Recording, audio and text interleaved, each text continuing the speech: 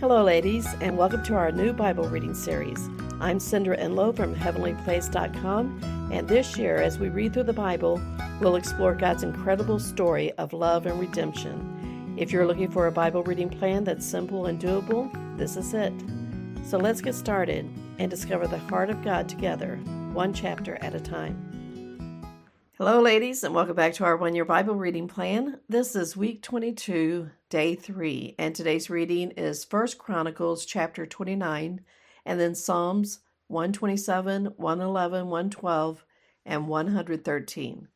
So in Chronicles, we're going to reach the end of David's reign and the moment that they're worshiping, and we witness their generosity as David leads the people in giving toward the future temple. Not with just gold and silver, but with a heart full of praise. And he also makes it known that everything they have comes from God and belongs to him. And then Solomon is made king, and then we see David blesses the Lord before passing on from this life.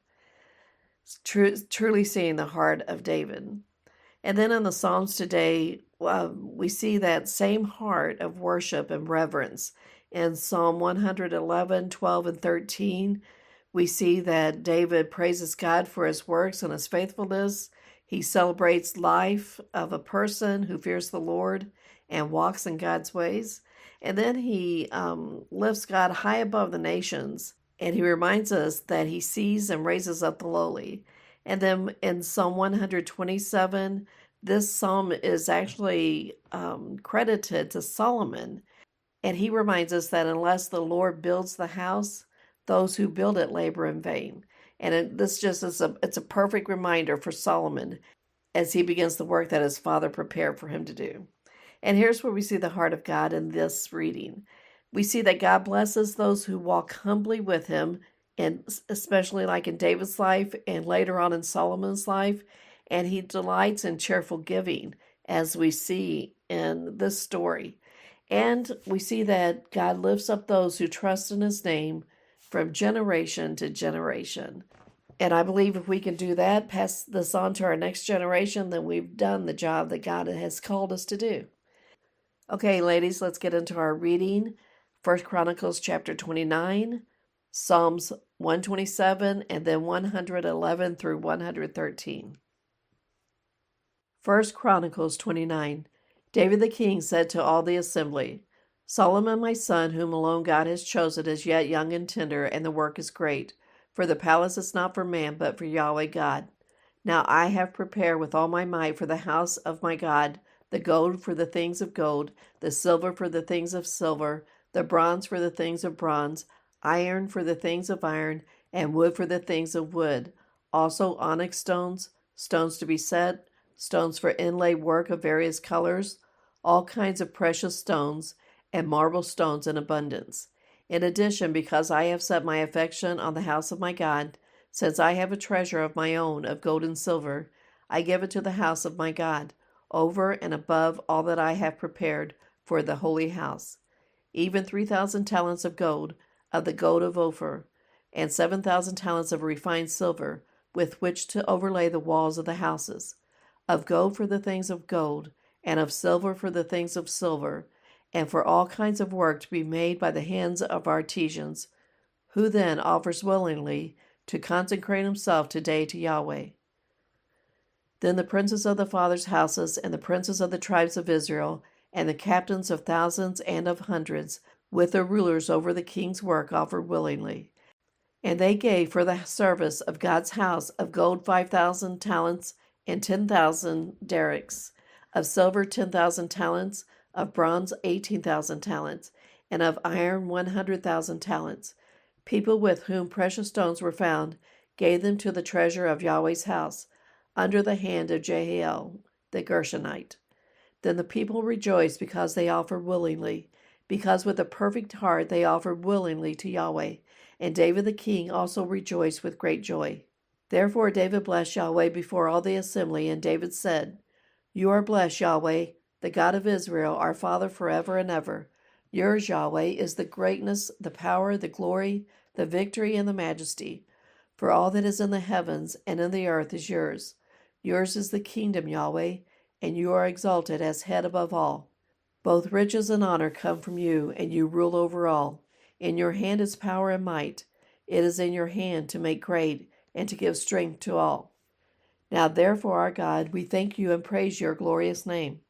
But who am I and what is my people, that we should be able to offer so willingly as this? For all things come from you, and we have given you of your own. For we are strangers before you and foreigners, as all our fathers were. Our days on earth are as a shadow, and there is no remaining. Yahweh our God, all this store that we have prepared to build you a house for your holy name comes from your hand and is all your own. I know also, my God, that you try the heart and have pleasure in uprightness. As for me, in the uprightness of my heart, I have willingly offered all these things. Now I have seen with joy your people, who are present here, offer willingly to you. Yahweh, the God of Abraham, of Isaac, and of Israel, our fathers, keep this desire forever in the thoughts of the heart of your people, and prepare their heart for you. And give to Solomon my son a perfect heart, to keep your commandments, your testimonies, and your statutes, and to do all these things, and to build the palace for which I have made provision. Then David said to all the assembly, Now bless Yahweh your God. All the assembly blessed Yahweh, the God of their fathers, and bowed down their heads, and prostrated themselves before Yahweh and the king.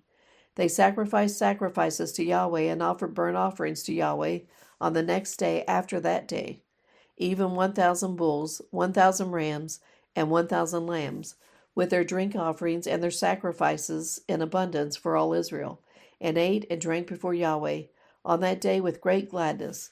They made Solomon the son of David king the second time, and anointed him before Yahweh to be prince, and Zadok to be priest. Then Solomon sat on the throne of Yahweh as king instead of David his father, and prospered, and all Israel obeyed him. All the princes, the mighty men, and also all the sons of King David submitted themselves to Solomon the king. Yahweh magnified Solomon exceedingly in the sight of all Israel, and gave to him such royal majesty as had not been on any king before him in Israel. Now David the son of Jesse reigned over all Israel. The time that he reigned over Israel was 40 years. He reigned 7 years in Hebron, and he reigned 33 years in Jerusalem. He died at a good old age, full of days, riches, and honor, and Solomon his son reigned in his place. Now the acts of David the king, first and last, behold, they are written in the history of Samuel the seer, and in the history of Nathan the prophet, and in the history of Gad the seer, with all his reign and his might, and the events that involved him, Israel, and all the kingdoms of the lands. Psalm 127. Unless Yahweh builds the house, they who build it labor in vain. Unless Yahweh watches over the city, the watchman guards it in vain. It is vain for you to rise up early, to stay up late, eating the bread of toil, for he gives sleep to his loved ones. Behold, children are a heritage of Yahweh. The fruit of the womb is his reward. As arrows in the hand of a mighty man, so are the children of youth. Happy is the man who has his quiver full of them. They won't be disappointed when they speak with their enemies in the gate. Psalm 111. Praise Yah. I will give thanks to Yahweh with my whole heart, in the council of the upright and in the congregation. Yahweh's works are great, pondered by all those who delight in them. His work is honor and majesty. His righteousness endures forever. He has caused his wonderful works to be remembered. Yahweh is gracious and merciful. He has given food to those who fear him. He also remembers his covenant. He has shown his people the power of his works, in giving them the heritage of the nations. The works of his hands are truth and justice. All his precepts are sure. They are established forever and ever. They are done in truth and uprightness. He has sent redemption to his people. He has ordained his covenant forever. His name is holy and awesome. The fear of Yahweh is the beginning of wisdom. All those who do his work have a good understanding. His praise endures forever. Psalm 112. Praise Yah. Blessed is the man who fears Yahweh, who delights greatly in his commandments. His offspring will be mighty in the land. The generation of the upright will be blessed. Wealth and riches are in his house. His righteousness endures forever. Light dawns in the darkness for the upright, gracious, merciful, and righteous. It is well with the man who deals graciously and lends. He will maintain his cause in judgment, for he will never be shaken. The righteous will be remembered forever. He will not be afraid of evil news. His heart is steadfast, trusting in Yahweh. His heart is established. He will not be afraid in the end when he sees his adversaries. He has dispersed, he has given to the poor. His righteousness endures forever. His horn will be exalted with honor. The wicked will see it and be grieved. He shall gnash with his teeth and melt away. The desire of the wicked will perish. Psalm 113. Praise Yah, praise you, servants of Yahweh. Praise Yahweh's name. Blessed be Yahweh's name, from this time forward and forevermore, from the rising of the sun to its going down. Yahweh's name is to be praised. Yahweh is high above all nations, his glory above the heavens. Who is like Yahweh our God, who has his seat on high, who stoops down to see in heaven and in the earth? He raises up the poor out of the dust and lifts up the needy from the ash heap, that he may set him with princes, even with the princes of his people.